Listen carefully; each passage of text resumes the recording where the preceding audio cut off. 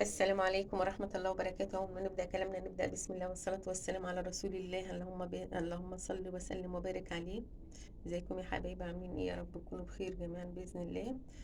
فطار النهاردة خفيف لطيف كده، جلاش، بسكوت، كوباية شاي بالموجود، وفري ودبري وافطري بالموجود. أنا عاملة الجلاش ده امبارح والبسكوت عندي في البيت اهو. بسكوت مع الجلاش القمر ده.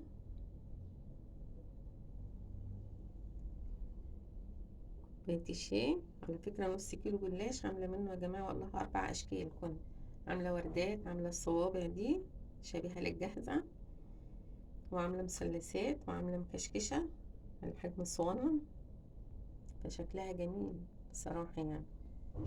اللهم بارك. ونفطر بقى ونقوم نشوف ورانا ايه.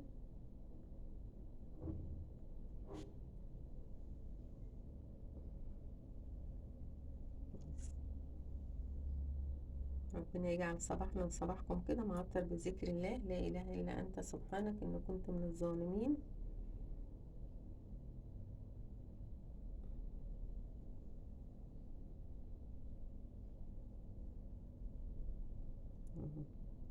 حاجة حلوة جميلة كده وخفيفة.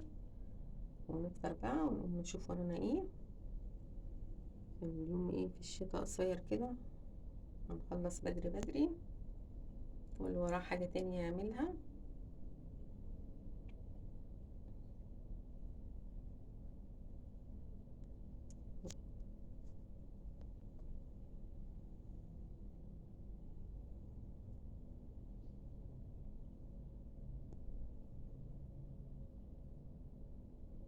واللولي ده يا جماعة الألوان ده أنا جايباه من عند العطار، بيبقى حلو يعني، بيخلي الحاجة كده ايه جميلة وتحبي تاكليها من شكلها.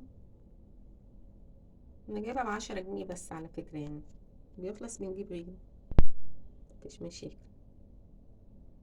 بعد ما بتسقي الشربات بالعسل بتحطيه، لأن هو مش زي الشوكولاتة الشيبسي ما بيخشش الفرن. اللولي ده لا يسيح. هو اللولي بس اللي هو بتاع اللي بيتحط في الغريبة هو اللي بيدخل الفرن ما بيسيحش، انما ده ما حطيتوش في الفرن بصراحة. بعد ما سقيت الجلاش بالشربات رحت حط عليه، بيدي شكل جميل كده وطعمه جميل جدا. اللهم بارك. اترككم في رعاية الله وامنه، والسلام عليكم ورحمة الله وبركاته.